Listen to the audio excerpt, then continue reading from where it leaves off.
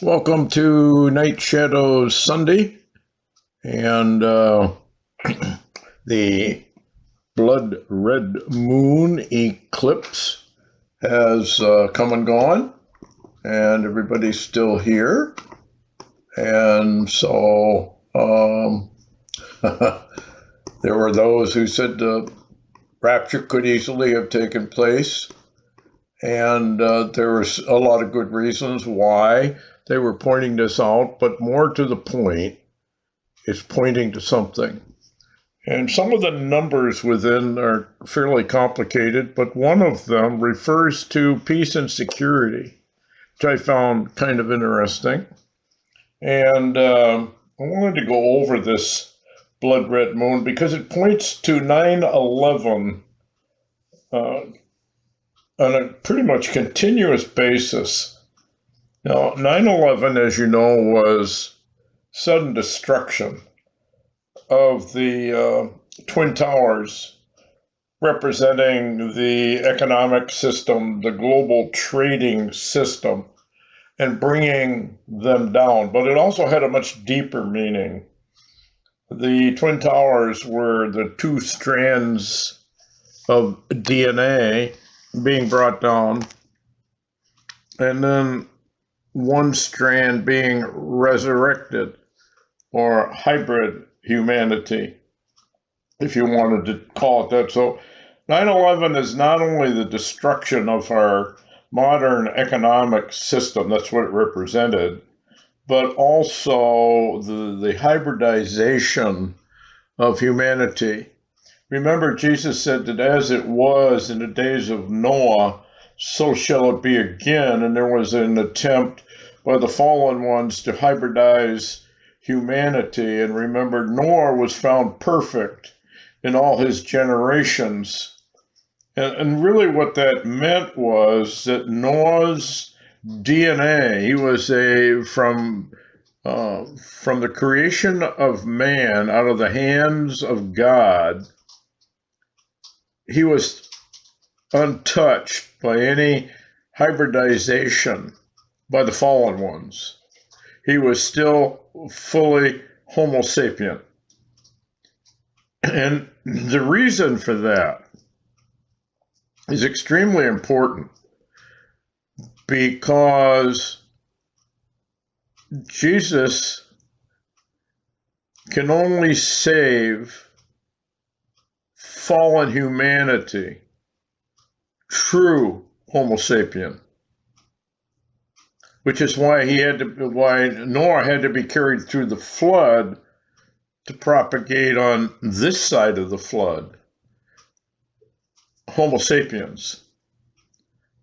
Now, what Satan is attempting to do now, through the enrichment of the earth, through contact with the fallen angels, through the breeding again of aliens with human females, to create a hybridized race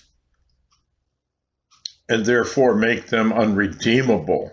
Some pointed, for example, to the COVID-19 mRNA vaccine and how it actually changed humanity's. It began a process of hybridization.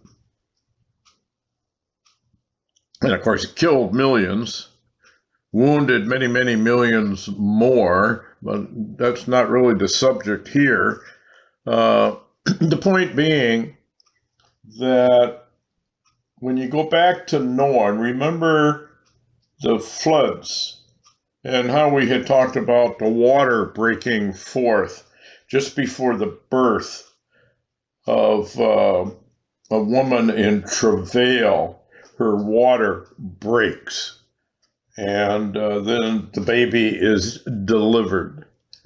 And so we have watched global, localized flooding all over the earth, tending to make us think about Noah's flood. As it was in the days of Noah, so shall it be again. Jesus said, as it was in the days of Lot, so shall it be again. Both were marked by sexual immorality, an explosion of humanity, corruption on all sides, etc., etc., etc. Now, in the days of Lot, of course, homosexuality was rampant, along with all kinds of sexual immorality.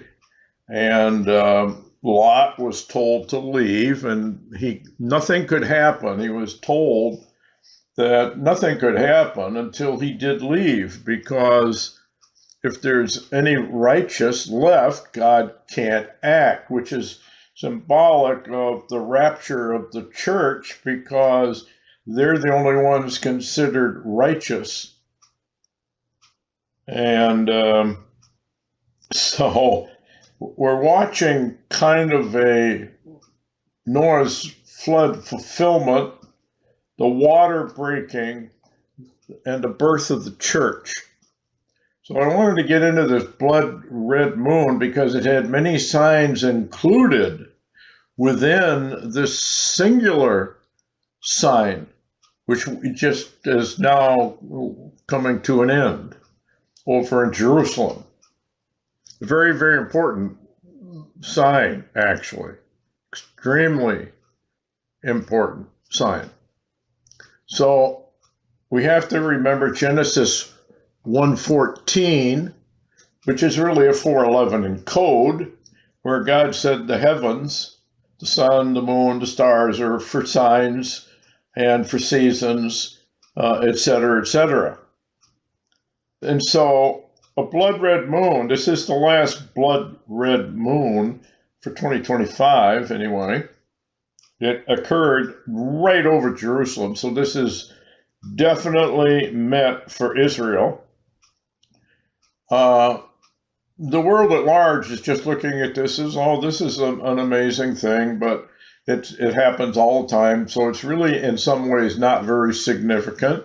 It's just an interesting astronomical sign, and probably most don't even look at it as a sign at all, but rather it's just an event that took place along with many other such events. Now, what's interesting about Genesis 1:14 or 4:11 is you may remember the two comets that passed over the Algol, the sun Algol, which is Satan's head, on 4:11, two times forming a perfect cross over in the heavens, and signifying that sooner or later God is going to destroy Satan's stronghold over planet Earth. It also, of course, pointed back to Genesis 4:11. It's very, very odd that we would have two comets passing over Satan's head exactly on the same date, 1 year apart, forming this cross in the heavens. Those things don't happen by accident any more than the September 7th, 8th blood moon is accidental. These are not accidental. These are there to give us a notice about something.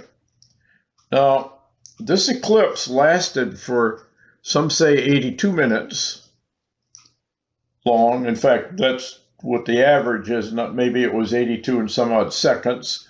So maybe some rounded it off to 83.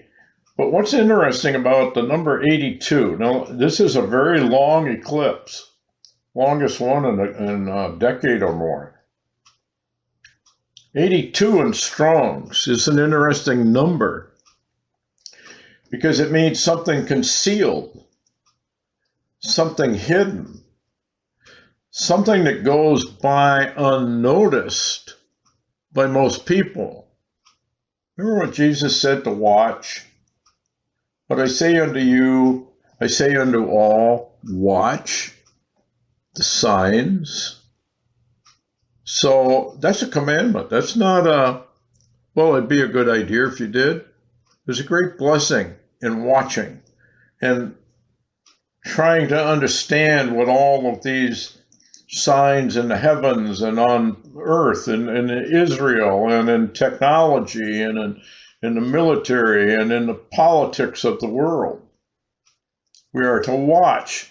Now, the Bible also says we are not to get ourselves involved, but simply become, I guess, everybody should be a watchman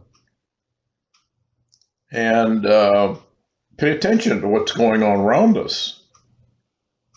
So anyway, 82 means concealed, something concealed or hidden or unnoticed by most. Now this eclipse, therefore, seems to be hiding something that's very important, something that will go by the world totally unnoticed, by unwatchful Christians totally unnoticed, but by those watching might see this. Now, the one thing about this eclipse was the timing of its full totality, which occurred at 9:11 on their clock. 9/11. What's 9/11? Sudden destruction. Remember 9/11 and the Twin Towers? It came out of nowhere, came out of the blue. Nobody expected it. Just all of a sudden, boom, there it was. Sudden destruction. So the Bible talks about sudden destruction. We'll get into some of that. But there's other things about this thing that are weird, to say the least, about this eclipse. The moon had just gotten into Pisces, representing the fish. Well, who's the fish? Christians. Pisces. Why would the moon have just crossed into Pisces, representing the Christians, the fish, just before this eclipse? I'm just wondering. Uranus and Saturn, which means actually Satan. Uranus is kind of an interesting gas giant, and if you look it up, it means kind of rebellion and trouble and turmoil and all of that. They are in retrograde, just entered into retrograde, by the way. The sun happens to be in Virgo, all pointing to the church age closing down. Now, Pisces is the 12th, and the last sign, the 13th sign, is the, I can't pronounce it correctly, Ophiuchus or something like that, but it's the serpent bearer, the one who's going to destroy the serpent. He's holding the serpent. Anyway, the maximum totality of this blood red moon, as I said, occurred at 9/11. But what's interesting about an eclipse, it happens so fast in a lot of ways. Even though this was a long eclipse, there's only one split second where actual totality is there, pointing really in a way to the twinkling of an eye, if you're familiar with the rapture of the church. Maximum totality at that point means that the light of the moon, and the moon actually does represent the church in many ways, because the moon only reflects the light of the sun, or the church only reflects the light of Jesus Christ. We don't have any light of our own. Remember in John where it says, "Behold, what manner of divine love the Father has bestowed upon us." If you have light within, nobody has to bestow it to you. But because mankind is devoid of divine love and is going to be judged by that divine love, then the Father has to bestow it upon us in order for us to escape all these things that are coming upon the world. And we'll get into that because the modern day church, by and large, has the religion of Cain. They're unsaved. They are totally unaware they're unsaved. They think they're going to heaven. They're not. Most people are going to get into heaven on the skin of their teeth, according to the scriptures. Anyway,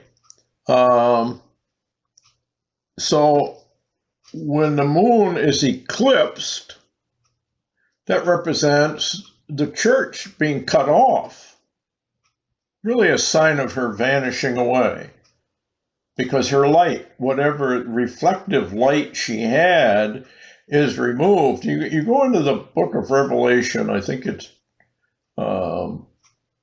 chapter 18, where it says, the voice of the bride and the voice of the bridegroom will no longer be heard in thee. We're talking about Babylon the Great, the United States of America. Well, I believe that's a twofold prophetic utterance. The first being they are going to outlaw marriage. As soon as these people gain total control, they will cut off all marriage. It will be outlawed. You cannot have marriage. Anybody that's looked at some of these movies like George Orwell's 1984 and some of these other movies similar, they basically have outlawed marriage. Why? Because they want to cut off reproduction. This is one of the reasons they want lesbianism, they want homosexuality. They don't want people to reproduce. It's all part of their system of getting rid of humanity, basically. Anyway, so the eclipse of the moon turning into blood red represents the church in a way vanishing.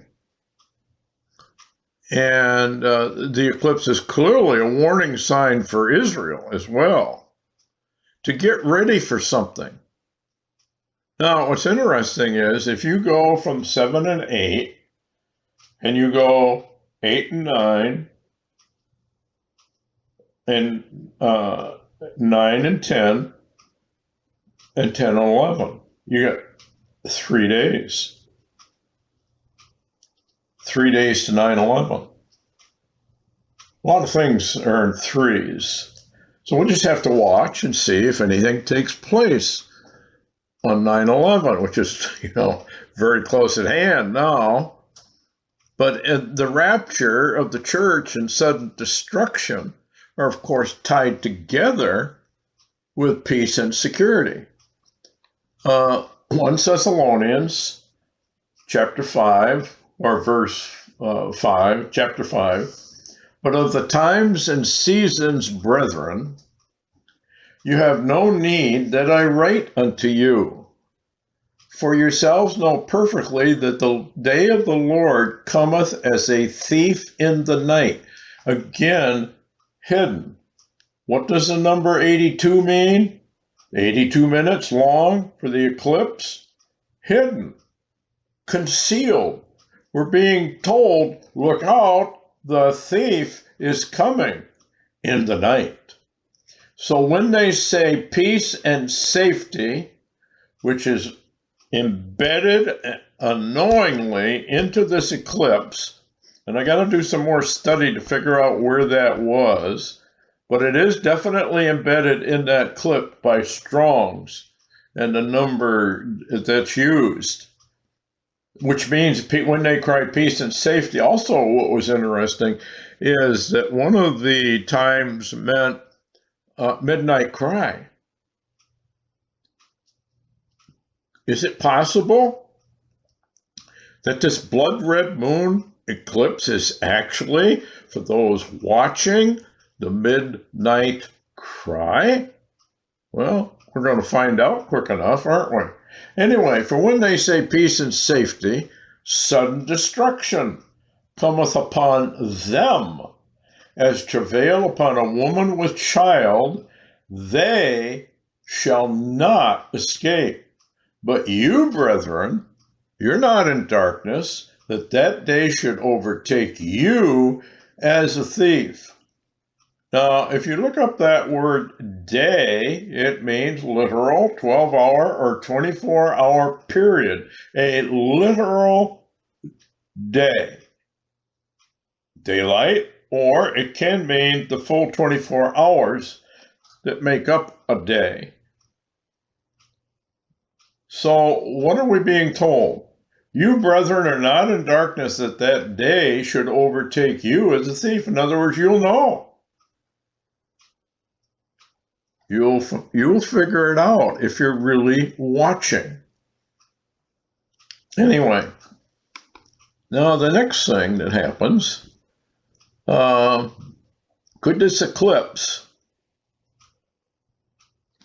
be symbolic of what is soon to come? Now, a lot of people are talking about 9/23, 9/24, Feast of Trumpets, the last trumpet on the 24th, which is interesting because it's 17 days away. If you look up the word 17 as God uses it, it means victory.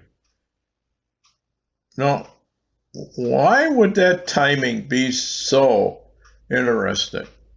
That's a good question. Why is, if the Lord is placing these signs in the heavens, and he's telling us to watch the heavens, and he's telling us that these are signs, then we really should be paying attention to the day counts between certain dates. So why is it that if you add 17 days to September 7th, you land on Feast of Trumpets, the 24th, which would be the blowing of the last trump? Just kind of interesting anyway, don't you think? Now here's what Jesus also said. Because thou hast kept the word of my patience, I will also keep thee from the hour of temptation, which shall come upon all the world to try them that dwell upon the earth. Now, what's he talking about here? I will keep thee because you kept the word of my patience. If you are on the narrow way, you will know all about the trying of your patience as compared to his patience. He will stretch your patience to the uttermost. Why hasn't he shown up? I've been at this forever. This is why he said, continue in my word. This is why it says in the parable of the sower, with patience, those on the good ground produce fruit. Patience is the key. Continuance is the key. So, because you have kept the word of my patience, you have walked a narrow way, and you're keeping my patience because you're not giving up. You're continuing. You're putting one foot in front of the other, even though you may be so tired, even though you may be almost at the breaking point, you don't quit. It's like a journey. Anybody that's probably run a marathon or something of that nature, you don't look at how far you have to go. In other words, you don't put your eyes on the finish line. You just keep going, one foot in front of another. And you just continue. This is what he means, because thou hast kept the word of my patience, because you have continued, because you have not given up. I will keep you from the hour of trial. Now, this hour of trial, I believe, can be related back to the 9/11 destruction of the World Trade Center's operation. What is the apex of the system of mammon? It's the mark of the beast, folks, where you cannot buy or sell unless you have the mark of the beast, or you're working for the government and you have taken the name of the beast, etc., etc. The mark of the beast is most likely, among other things, of course, is to try you, if you miss the rapture of the church, to try you. Those that are left behind are going to be tried by the mark. Are you going to accept the mark and be part of their system? Or are you going to refuse the mark and serve God? Remember when Jesus said you cannot serve God and mammon? You're going to have to make up your mind. Well, this is the apex of that. Actually, we've been going through this now, actually during the whole church age. It's just that it reaches its maximum point. Remember when Jesus, what does it gain you if you gain the world but lose your soul? What have you benefited? Well, I rose up through the ranks and I'm CEO, I'm Mr. Big Shot or Mrs. Big Shot, and I'm important. They lose their soul. How do you gain the world? Well, we gain it by burning the midnight oil. Well, how do you gain Christ? Well, if you really pay attention to all of the ask, seek, knock, strive, labor, continue, it's burning the midnight oil to find and meet Jesus Christ. So he's comparing this striving to win the world to striving to win Jesus Christ himself. What are you going to do? Well, we know what most of us do. We go out a whoring into the world. We get a job. We get married. We have kids. Blah, blah, blah. Where does the Word of God fit into any of that? Oh, I go to church on Sunday. I might hear the pastor even talk about his favorite cookbook, or what a great cook his wife is. Rarely will I hear any of the real truth of God's Word, so we could say that for the most part, you won't hear any of the major things that you need to hear if you are in a church. In fact, it's kind of funny. There's a couple of YouTube videos where it says the chosen ones will never go to a church. And they list a lot of very good reasons why that's true. I don't want to get into that right now, but I believe this, I will keep thee from the hour of temptation or the hour of trial, is to keep you from this system that's coming, this digital wallet, this digital currency, which ultimately will be the mark of the beast, where you will be required to take a literal, albeit probably under the skin, mark in the right hand or in your forehead. Anyway, there's another one. He spake to them a parable. Behold the fig tree and all the trees, nations. When they shoot forth, you see and know of your own selves that summer is nigh at hand.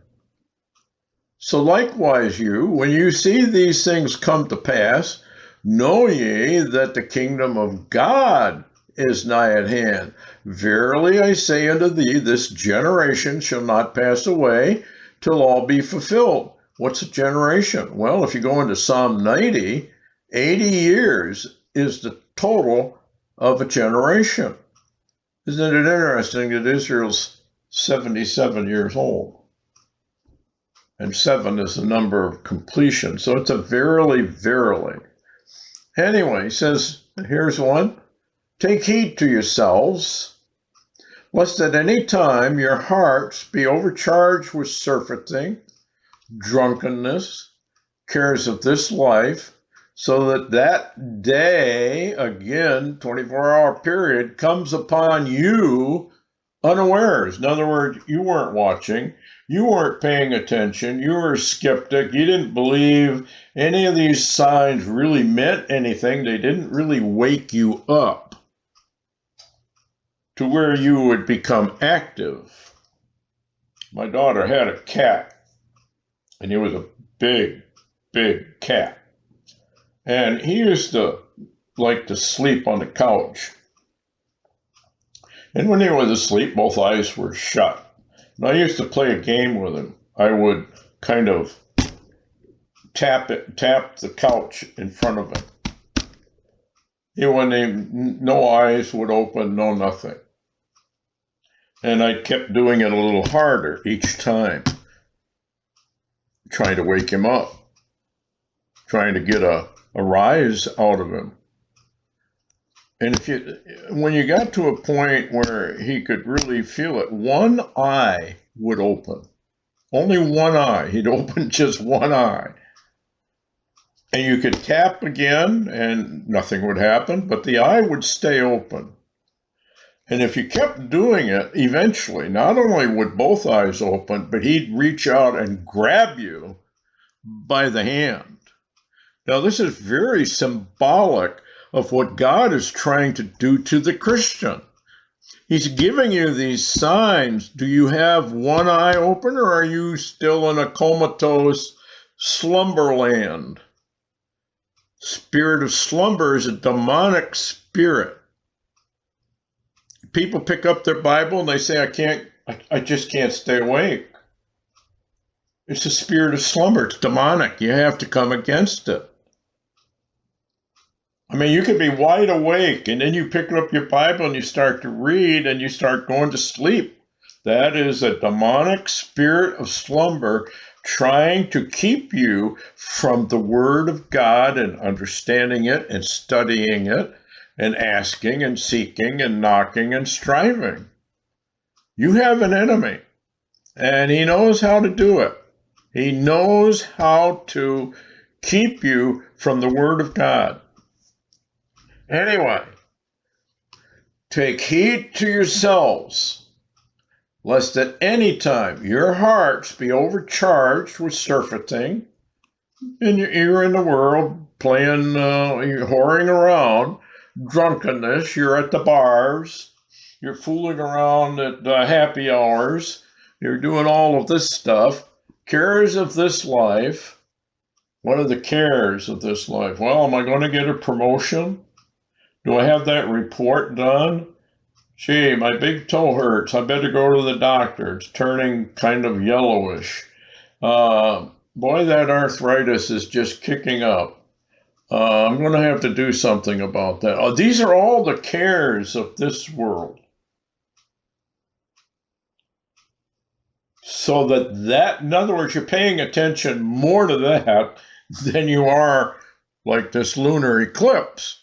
You're not paying any attention to it. Well, that was interesting. They had a blood red moon, but it doesn't mean anything. It's like all the other blood red moons. They come and they go, and there's no problem here. So let's just move on. Nothing to see here. Okay. What did Jesus say? That day then will come upon you unawares. In other words, you're not putting together the prophetic signs. You're not paying attention. You're not truly watching. You're a skeptic. well, this has happened so many times before. That means it can't happen again. Or it can't happen now. There's one guy on YouTube I was listening to. I couldn't believe it. What arrogance and what haughtiness he has about those who are claiming that the rapture could occur on 9/23/24.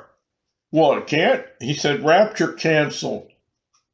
Can't happen. Well, that's a ridiculous remark. Of course, it can happen. We don't really know. Well, yeah, actually, we can know if we're watching. For as a snare, now this is interesting, a snare is sudden destruction. If you've ever watched a movie where, like a hunting movie or a survival movie where you lay down a snare, and like for a rabbit or something, and it jumps into the snare, it's instantaneous. A snare is laid down secretly. You don't know it's been laid down. You walk into it and trigger it, and it's immediate, sudden destruction. Now, here's the key to this thing, I think. And maybe I'm totally wrong. I've been wrong before. For as a snare shall it come upon all them that dwell on the face of the whole earth. That's global sudden destruction. Not just America, like a nuclear attack or a war in Israel. This is global. There's only one thing that's global. It's the rapture of the church. And the rapture of the church is tied to sudden destruction, as we just read. Therefore, watch you therefore, Jesus says, and pray always that you may be accounted worthy to escape all these things that shall come to pass and to stand before the Son of Man. Wow. What's he telling you?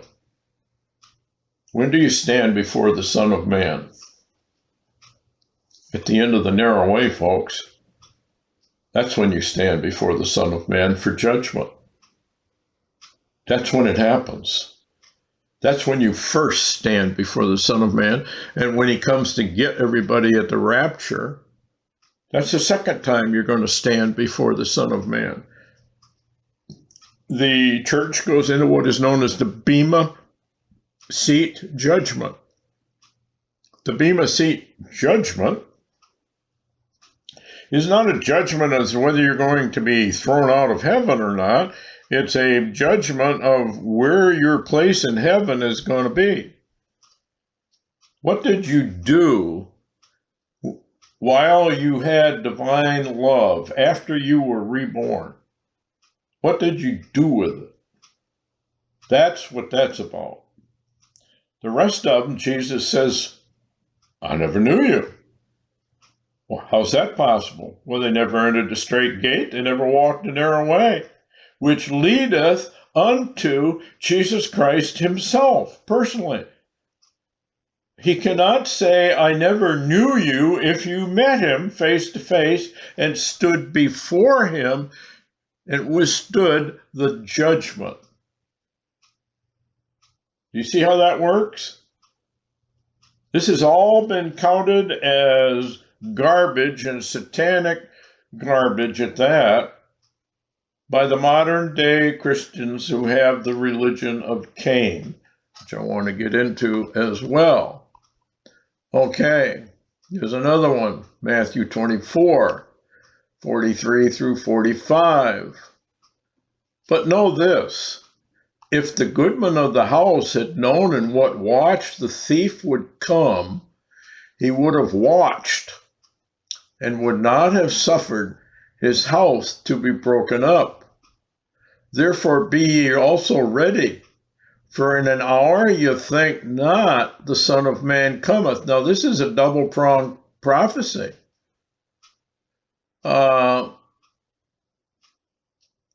you don't know when Jesus is going to show up for the original judgment when you meet him. You don't know when he's coming. He's just there. All of a sudden, out of the blue, he's there. Okay? 2 Peter 2. And this is, we've gone over this before, but it is so important.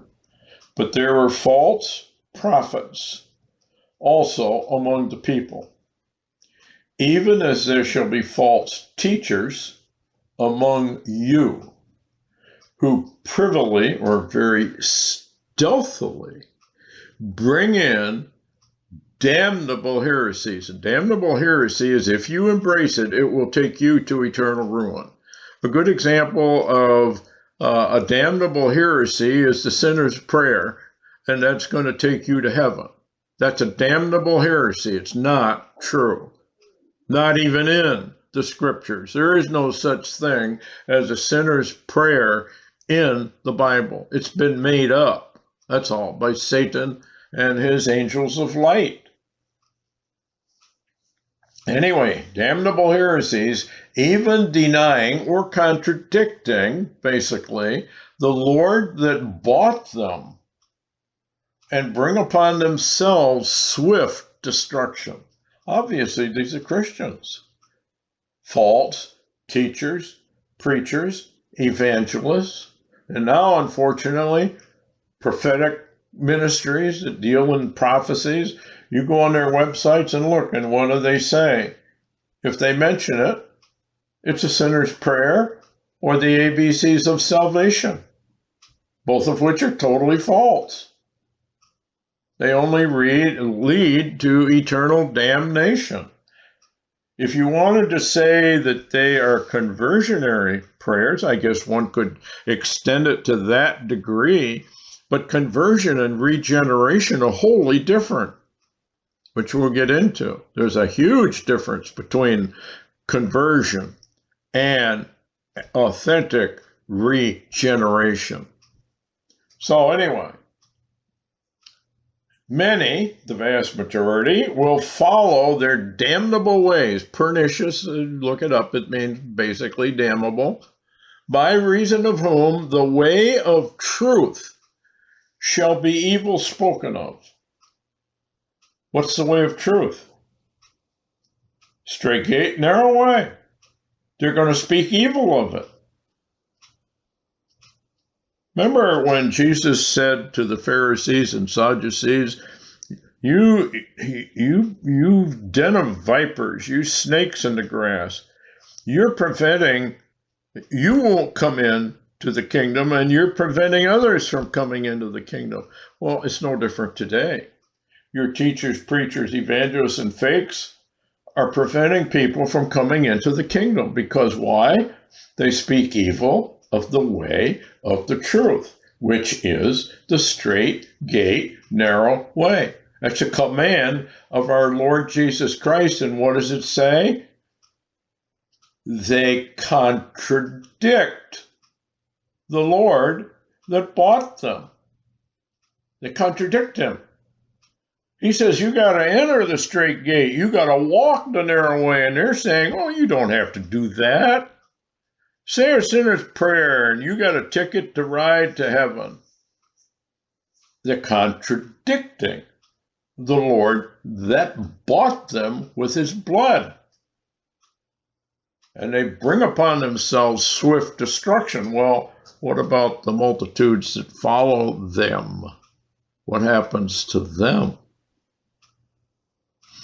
And through covetousness, greed, they with vain words, false doctrine, make merchandise of you, whose judgment now of a long time lingereth not, and their damnation slumbereth not.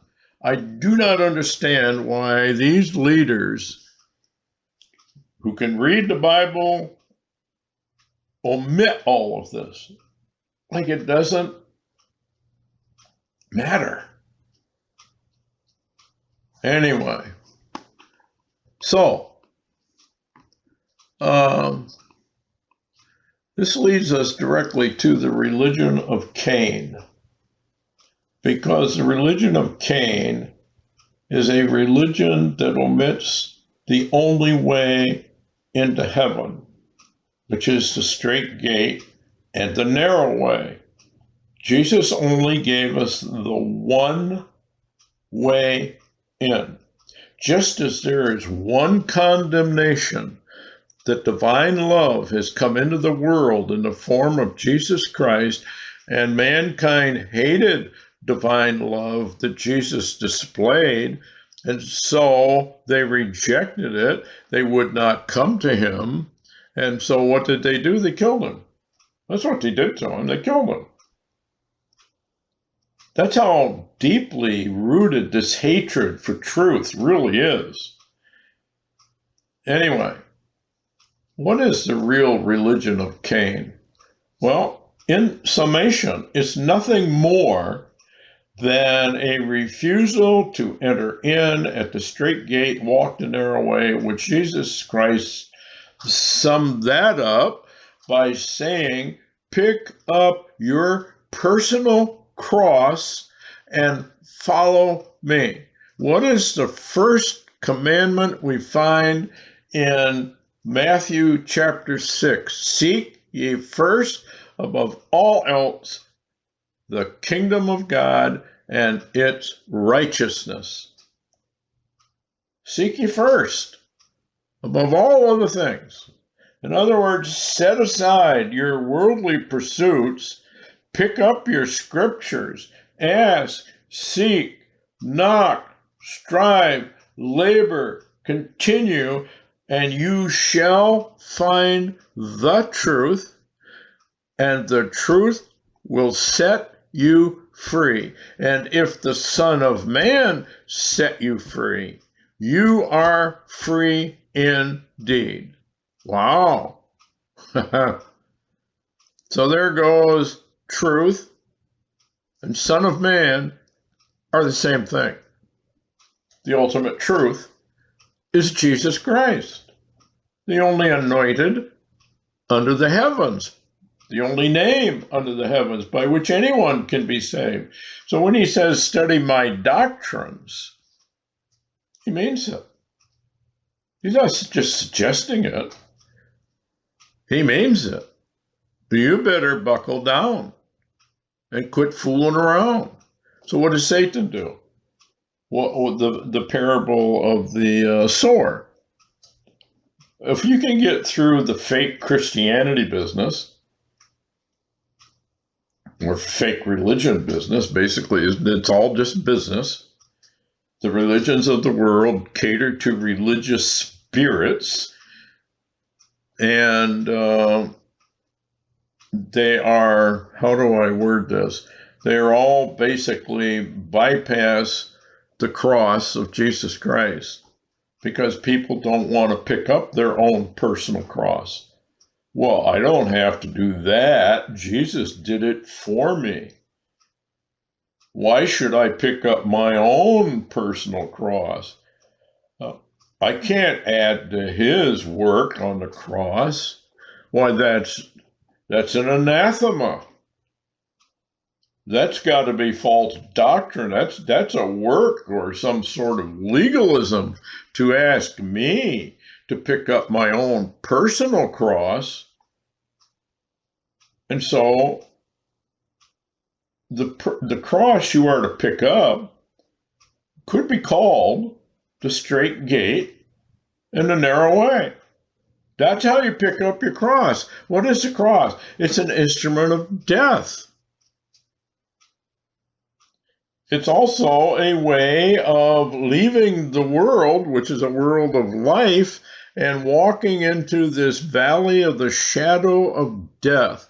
Jesus used a parable, which is a very interesting parable. When you are bidden to a wedding, don't go take the seats of honor. Don't be like Billy Graham and Benny Hinn and all of these people you see strutting around in TV and raking in billions and billions of dollars, all of which contradict the straight gate and narrow way. He said, don't be like them. Don't take the seats of honor. You go to the lowest room. You pick up your cross and you go to the lowest room and you wait there with great patience. Remember the word patience, which we don't have, let's be honest. I want this done now. Where are you? I've been at this for years. Nothing. I'm getting tired. I'm going to quit. In fact, there's a song, I can't think of his name, but it's the title of it, I think, is A Heart of Gold. And he says, I'm just seeking for a heart of gold, but I'm getting old. Well, you will get old, folks. It takes patience. This is where he tries you. Are you going to continue on in the face of what appears to be overwhelming obstacles? What are your obstacles? Well, the parable of the sword gives you the two primarily bad obstacles. Cares of this world, pleasures of this world. We live in the flesh. We're supposed to crucify the flesh. Well, let's be honest. Most people don't ever crucify the flesh. So they go out and indulge the pleasures of the flesh. They can't help it. This is where Satan waylays, I don't know how many men and women with pleasures of the flesh. He will put somebody in your path that's going to waylay you. You're going to think, oh, this is wonderful. This person is just a marvelous individual. I just love this person so much. When that person was designed to destroy you. But you didn't have the observational power to recognize what was actually going on. Does this person remove you further into the world, or does this person actually move you closer to the Lord? Almost always you can say, this person is leading me totally away from the Lord. He's getting me to indulge in things I know better. Just come on into the bar and have a drink. Well, I really can't. I'm basically been on the wagon now for 10 years, and I can't. Oh, come on. One drink isn't going to hurt you. Bang. You're done for. You're back off the wagon again. This is how it works. Friends, people you just suddenly meet, and they begin complimenting you, and they begin saying how wonderful you are, and all of this sort of stuff. Beware, folks. Don't listen to it. It's all garbage. It's all a lie. You can't listen to that kind of stuff. You have to learn just to brush it all off and be very, how do I say, observant, observant of ploys and traps that Satan can set for you personally. He knows what your weaknesses are. How do you think he waylays the narcissistic personality? The narcissistic personality is a type of person that needs validation. They need to be told how wonderful they are all the time, or basically all the time. And if somebody doesn't do that, they go out and seek it otherwise from somebody else. Validation. I've mentioned it before. Why do people seek validation from fallen humanity, most of which are, how do I say, evil people to begin with, according to the Lord Jesus Christ. They don't have your best interests in heart. They have their own best interests at heart. They don't have yours. They're after you for something. And if you're dumb enough and gullible enough, you're going to fall for it. And what does that do to you? Destroys you over time. Well, that was the goal of Satan the whole time. Why do you think he sent that particular person or persons into your life at that point in time? To destroy you. It can be even family members. It can be a husband. It can be a wife. It can be a child. It can be a grandparent. It can be a boss. It can be just somebody you met. They're waylaying you. Why is it so easy? Well, one of the reasons is we are just gullible creatures. And we love to hear sweet nothings. We just love it. Makes us feel good. And it can be very exciting as well. Oh, this is really, really exciting. I'm not going to get into the narcissistic stuff here any further, but the narcissistic explosion, I believe, is the chief reason why in the last days there's great falling away within the church, because the church is filled with people who have many narcissistic tendencies. They're filled with it. And it's just all part of the overall humanity's explosion into this narcissistic me first, me, myself, and I is really what it's all about. I want this and I want that. I don't care who I hurt to get it. I'm going to go out. I'm going to get this because I want it. Well, I don't care what my wife says. I don't care if it hurts her. Doesn't matter. What matters is that I fulfill me, or vice versa. I don't care what my husband says. I don't care if it hurts him. I really don't even care if he just walks out the door. I'm going to get what I want, me, myself, and I. That's narcissism in its core place. That's what it is, me, myself, and I. Anyway, this leads basically to why people don't want to pick up their cross, because the cross is an anathema to self-fulfillment. When Jesus says, crucify the flesh, follow me, is the opposite of narcissism and me, myself, and I want. Do you see how these things cross? They're an anathema one to another. They can't exist together.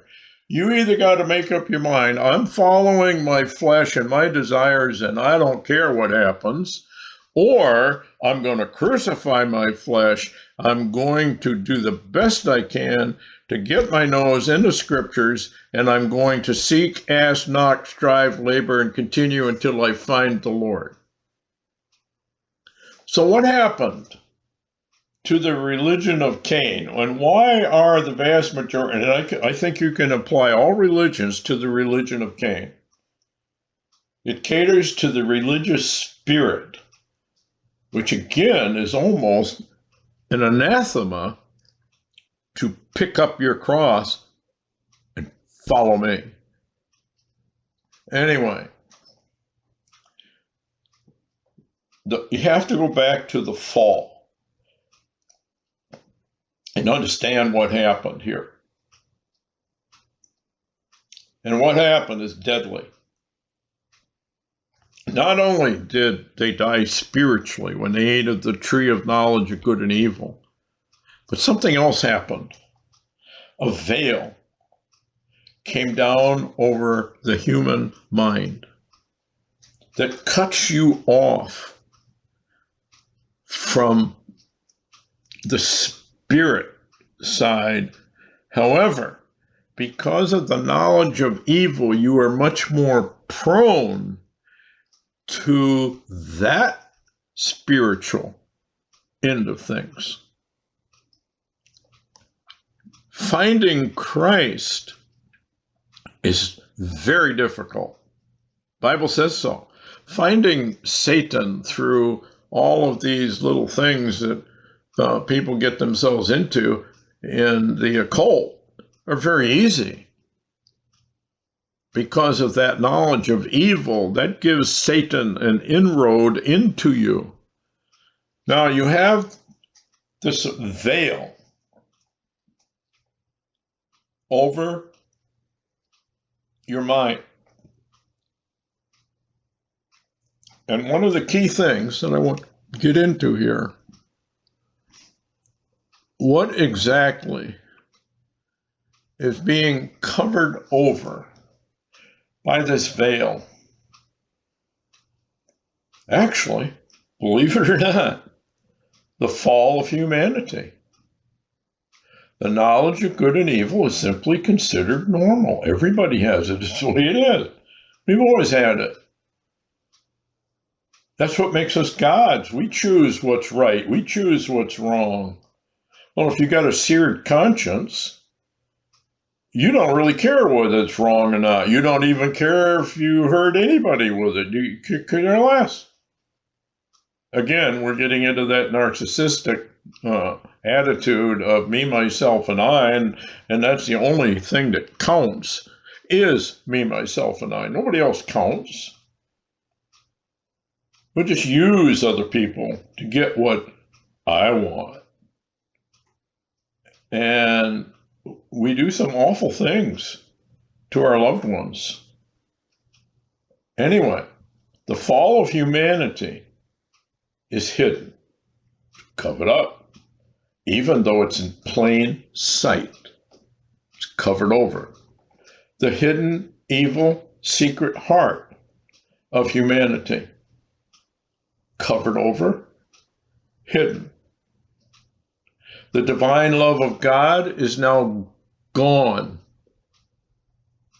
covered, veiled from mankind. Mankind now has two veils over the mind. The veil that covers the unconscious mind, the evil, even over the hidden evil heart, the spiritual heart, the destitute heart.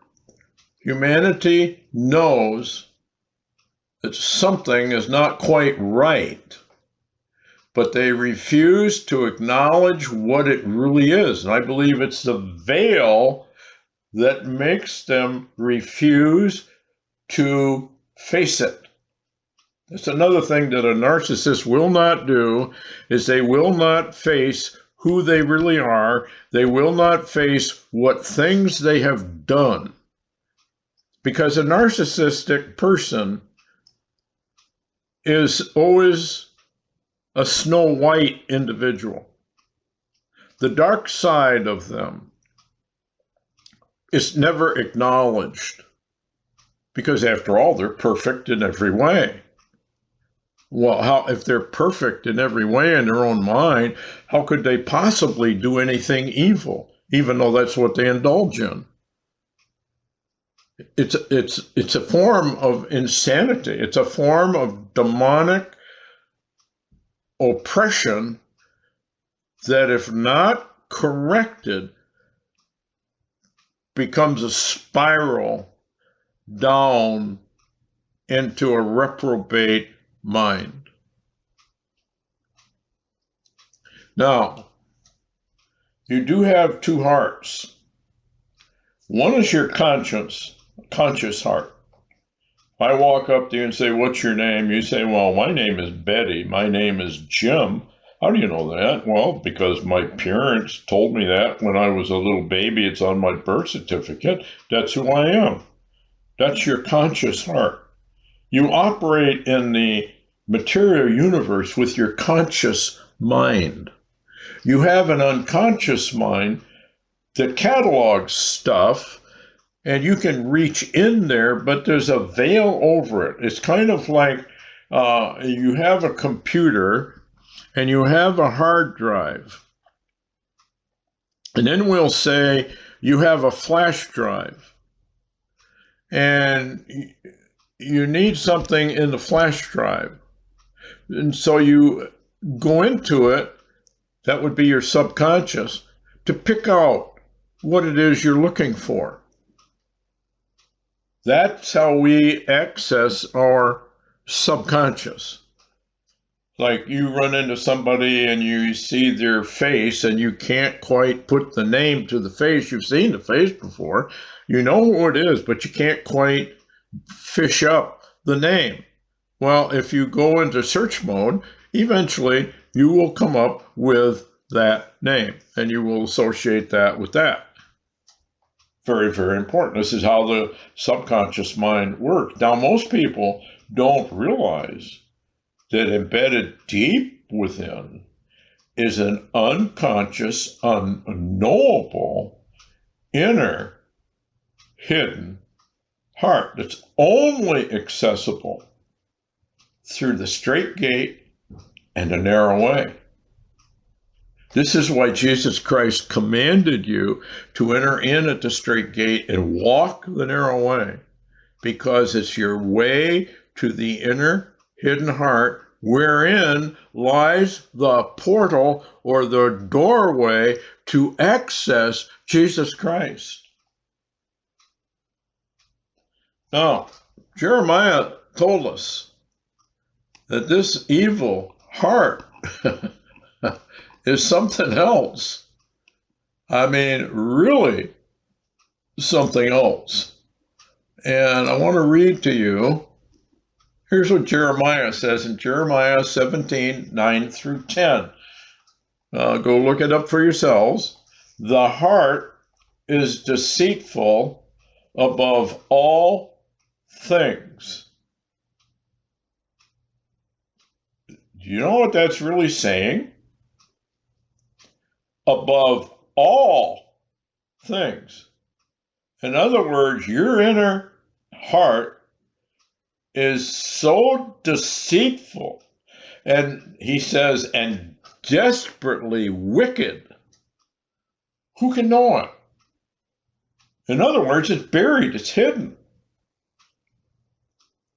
Now, verse 10, I, the Lord, searched the heart. I tried the reins, even to give every man according to his ways and according to the fruit of his doings. Now, the inner heart, according to God, is telling us a very harsh, real truth. This inner heart that you don't even know you have is so wicked, you can't even begin to realize how wicked it is. It's hidden from you.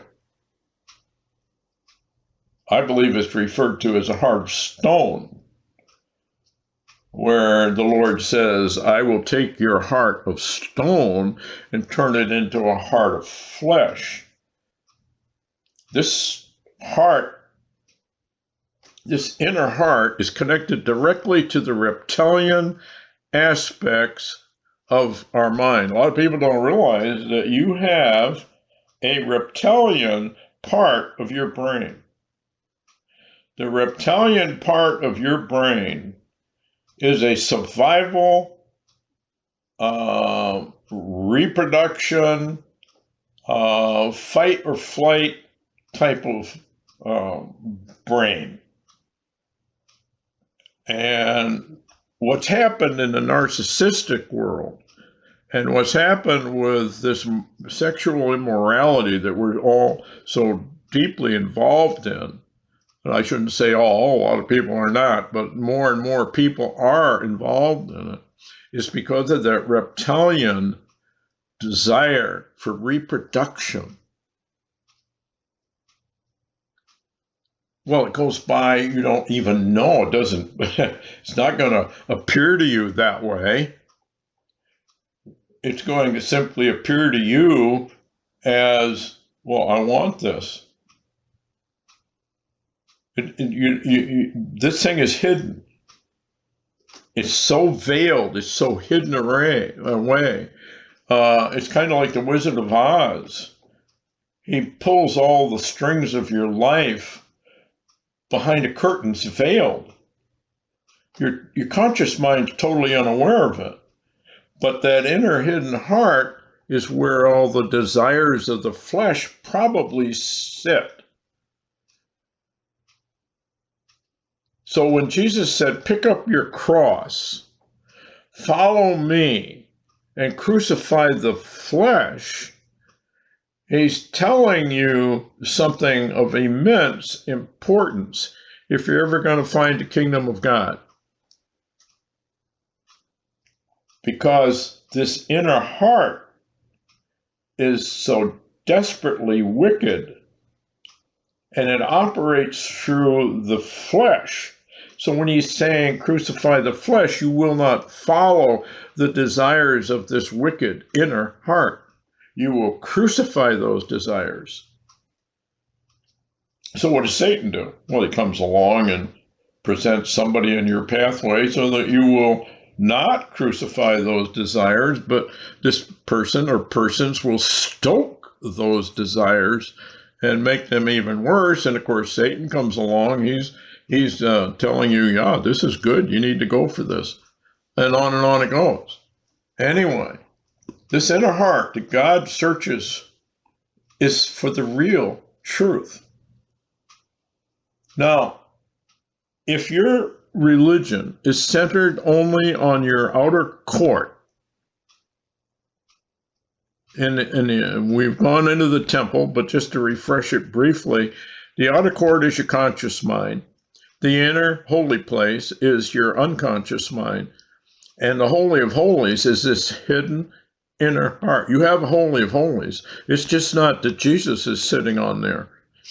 Your Holy of Holies is Antichrist. That's where Antichrist sits. We have an Antichrist within. That's called rebellion. Antichrist.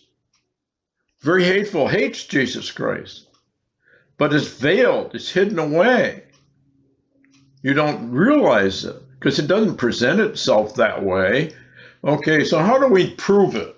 How do we prove that mankind really does have, by Scripture alone, an inner hidden heart? Well, we got Jeremiah. That should be enough for everybody, but obviously not. Job 38:36. Who has put wisdom in the inward parts? Or who has given understanding to the heart? Remember when it says about seeking wisdom and understanding? It's not found in the land of the living. Birds of the air say, we don't know anything about that. You can go into the biggest libraries all over the world. They'll give you all kinds of information about worldly knowledge, but that's all they have. Psalm 5, verse 9. For there is no faithfulness in their mouth. What is that telling you? Well, one of the key attributes of a narcissist is they cannot tell the truth. They simply can't. They'll hide it. You can catch somebody in the act of evil. You could even have it on videotape, and for the most part, they will deny it. Deny, deny, deny. I'm not the one doing that. You're the one who's doing that. Their inward part is very wickedness. In other words, they're liars.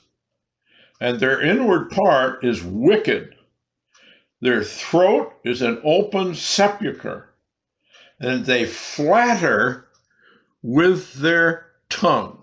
What did we just say about the narcissistic need for validation? A person who needs validation is one who has to go out and seeks validation, which is, I guess one could say, flattering, compliments.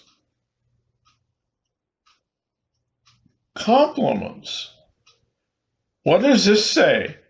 There's no faithfulness in their mouth. Their inward part is wicked. Their heart is an open, or their throat is an open sepulcher. They flatter with their tongue. Because why?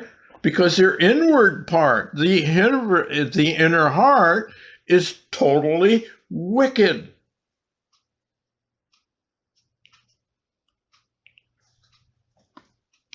You see what that means? Psalm 49:11. Their inward thought, hidden, that their house shall continue forever, their dwelling places to all generations, and they call their lands after their own names. And there's another verse where they keep adding and adding and adding to their acreage. They're very wealthy, but it's it's for themselves. Psalm 51:6. Behold, thou desirest truth in the inward parts, in the hidden part. Thou shalt make me to know wisdom. Well, what's the total wisdom? What's wisdom? Define agape. The ultimate truth.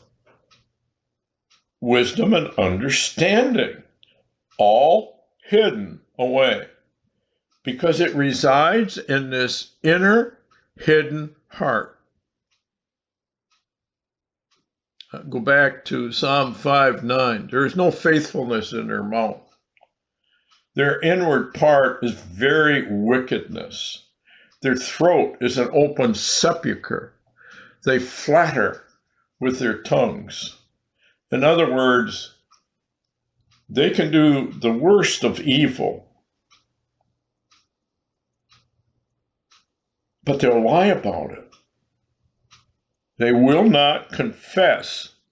Or what they'll do is they'll take a word, a key word, and they will present that word. I have not done this. And they'll use a certain word which would make you think, oh, okay. When in reality, they're doing something similar, but not using that word. And they will flatter you. They will compliment you.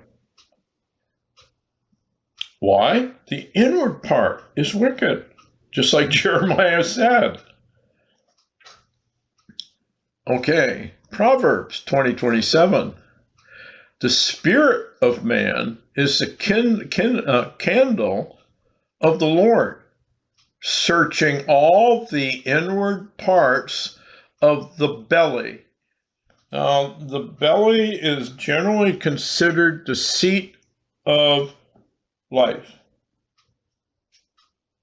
We could call the belly the second mind. We could call it intuition. We could call it, how do we want to word that? The belly bypasses, we could call it the second brain, because it bypasses the five senses and picks up. It's a survival thing. And again, we're getting back into that reptilian brain, which is survival. It's very, very interesting in the searching that I have done, and I'm certainly not a shrink or a psychologist. I'm looking at this strictly as what the Lord is telling us about humanity and what humanity is like, and why you shouldn't be surprised when you hear the worst things happening. It's fallen humanity is what this is. Anyway, the belly is your second mind. It picks up all the vibes. So they tell you when you sense that something is not quite right, that secret little inner voice, you know something's wrong. You know something is not as it's presented to be. They say that that is 99% accurate. That you're picking up something that the brain is not processing, but the inner brain is processing it. Anyway, Proverbs 20 verse 30. The blueness of a wound cleanses away evil. So do stripes the inward parts of the belly. Who took the stripes for us? Who took the whippings for us? What did Jesus tell us? Pick up your cross. Follow me. You want to heal the wound of who you are? There's only one way to do it. You enter in at the straight gate. You walk the narrow way. You are going to be chastised because the narrow way is the way of chastisement. The Bible tells us that a son or daughter that does not have chastisement is none of his. That every person who is going to enter into the kingdom is going to suffer greatly the chastisement or the stripes of the Lord. Jeremiah 31:33. But this shall be the covenant that I will make with the house of Israel after those days, saith the Lord. He's talking about the millennium here, but it applies to us in the church. I will put my law in their inward parts, and I will write it in their hearts. I will be their God. They shall be my people. Inward parts. Well, if you want to solve the problem that you have to enter in at this straight gate. You have to walk this narrow way, which leads to that inner, hidden, antichrist, wicked heart. And that is where this transaction that you make with Jesus Christ, remember where he said, you have to bind the strong man of the house before you can plunder it. Well, how do you bind the strong man? You're binding it by the straight gate and narrow way. You're going down to the inner, hidden, evil heart, and it's there that you hear Jesus Christ's voice. It is there that you open that portal doorway. It is there that you allow him to come in. That's where all that takes place. Well, if you don't know that is veiled and you don't know it's there, what's left? Conscious religious spirit. Outer court Christianity. The religion of Cain. There is no blood sacrifice. There is no sacrifice whatever. What does the Bible say? Present your body as a living sacrifice. What are you doing with the straight gate and narrow way? If you truly are asking, seeking, knocking, striving, laboring, continuing in his word, you're sacrificing your time and your efforts on behalf of God. You become a living sacrifice. And the narrow way leadeth, Jesus said, leadeth. And if you look up the word leadeth, it's interesting. It says death on the cross, basically. It leadeth, be put to death, shadow of death of Psalm 23, etc., etc., etc. Beware of false prophets, Matthew 7:15, which come to you in sheep's clothing, but inwardly, their inner heart, they are ravening wolves. Oh, well, let's go back to this one. There is no faithfulness in their mouth. Their inward part is very wickedness. Their throat is an open sepulchre. They flatter with their tongue. You ever watch these preachers, teachers, and evangelists? I think that describes them pretty well.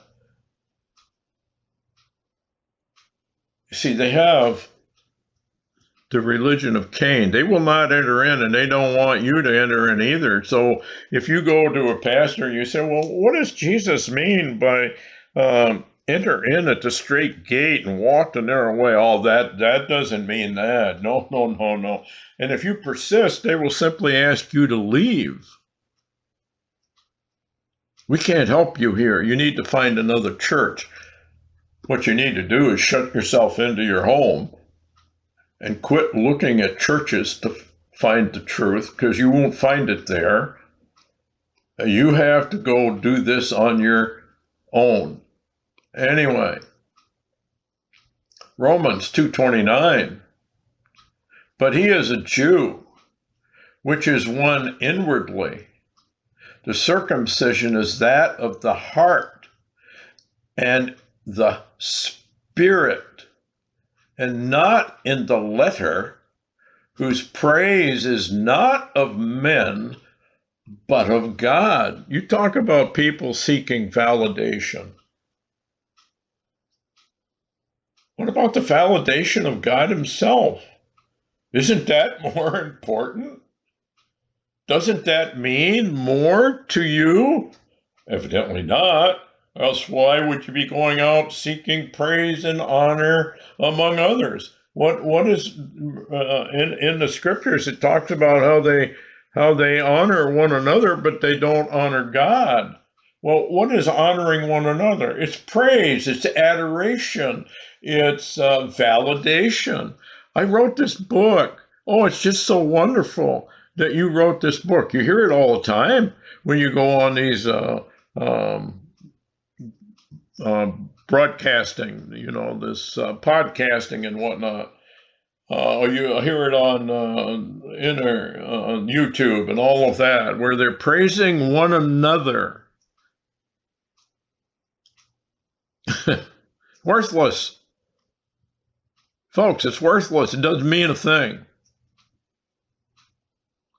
How do you think these people bring in all this money in the name of Christ? I just read it to you. Folks, it's so obvious. Once you see it, it's very difficult to not see it. Yes, we may still like to hear, but you really need to deaden that thing, that you need to hear this validation from other people. Because your validation is, number one, your existence here, and number two, that Christ came down here to die for you personally. If you need more validation than that, you do not believe the scriptures wholly. You don't need any other validation than that Jesus Christ died for you on that cross personally. That the Bible is a love letter to you personally. once you grab hold of that, I was very fortunate. My mother always told me when somebody would say something nasty or criticize or do this or do that, she'd say, evaluate the source. When you evaluate the source, both positive and negative, it's not that you shouldn't listen to criticism.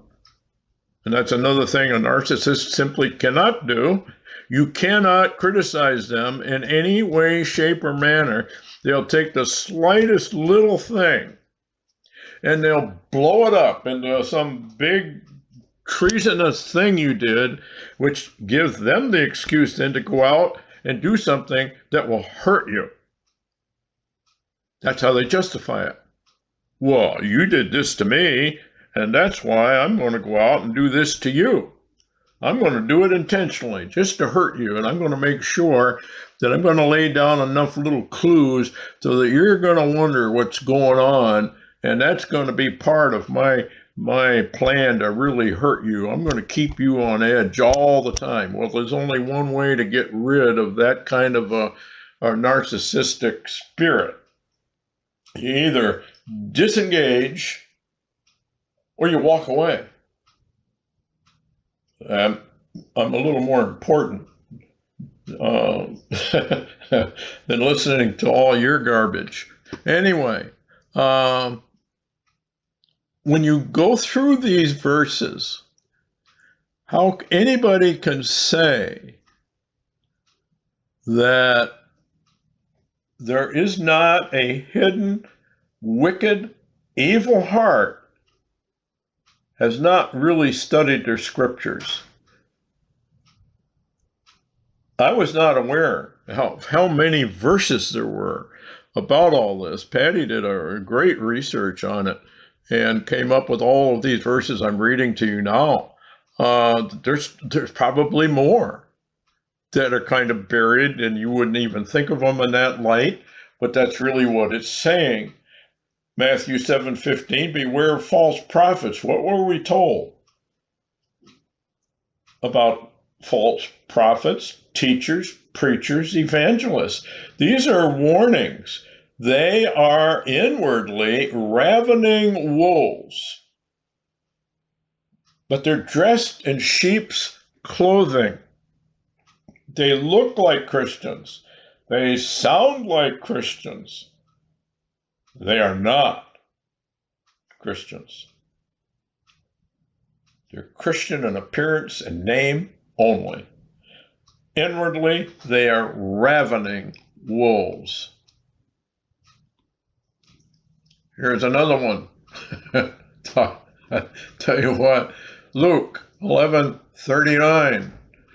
And the Lord said unto him, now do ye Pharisees make clean the outside of the cup and the platter, but your inward part is full of ravening and wickedness. What did they do? Oh, they loved the seats of honor. They strutted around as being the leaders of the faith back in those days. And when Jesus came along, of course, they hated him immediately because he said, I don't think you people are who you say you are. I personally think you're nothing but a den of snakes. And how are you ever going to escape damnation and eternal ruin? Anyway, we have this one, Romans 7:22. For I delight in the law of God after the inward man. Now, this is after that inner heart has been regenerated, where the old wicked Antichrist that was sitting on that throne has been debunked and Christ is on the throne. Now, that old man is going to rise up and try to pull Christ off that throne. And he's fairly strong. Paul talks about this in the fight of the spirit versus the flesh and the flesh versus the spirit. We get into that later on. But anyway, Corinthians 4:16, 2 Corinthians, for which cause we faint not, but through though our outward man perish, yet the inward man is renewed day by day. Ephesians 3:16, that he would grant you, according to the riches of his glory, to be strengthened with might by his Spirit in the inner man, that hidden man of the heart.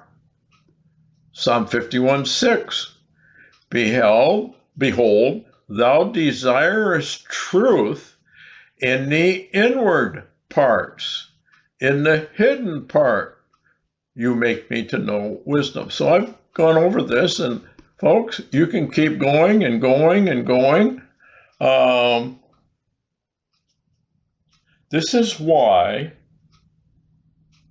these folks have the religion of Cain. They will not make the journey from the outer court into their Holy of Holies to dethrone their Antichrist spirit and allow Jesus Christ to sit upon the throne. And this is why the vast majority of Christians in almost every religion in the world, most of them end up in eternal ruin, because you're going to be judged by divine love. You lost it at the fall.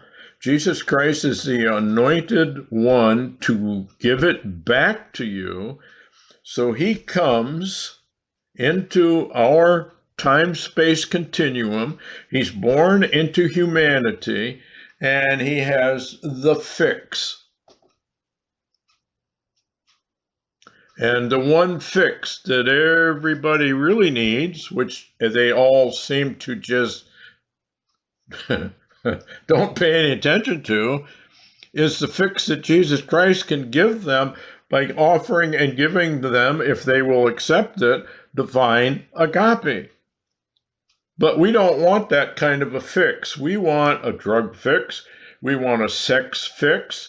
We want a adoration fix, a validation fix. We want all kinds of fixes, depending on how much the flesh dominates us. So that's why Jesus said, crucify that flesh. Don't let those things dominate you. Anyway, he that has an ear, let him hear what the Spirit saith unto the churches.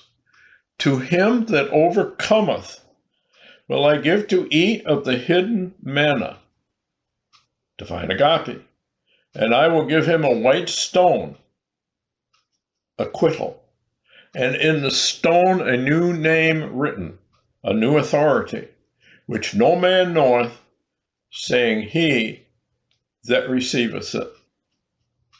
There's an authority given that nobody else has, except another born-again person would have it. They have an authority.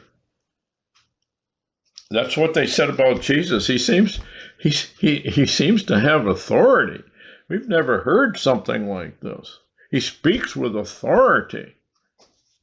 Anyway, we could go on and on with this, but I think I've made the point that the religion of Cain is acceptable today because they refuse to acknowledge that they have an inner hidden heart, which is where all of this spiritual transaction takes place.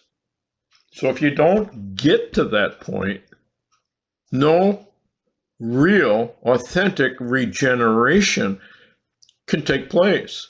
And the only way you can get there is by entering in at the straight gate and walking the narrow way, all of which has been repudiated as satanic, a work, some sort of legalism, blah, blah, blah, on it goes. Well, Jesus commanded it, and that's good enough for me, and it should be good enough for you.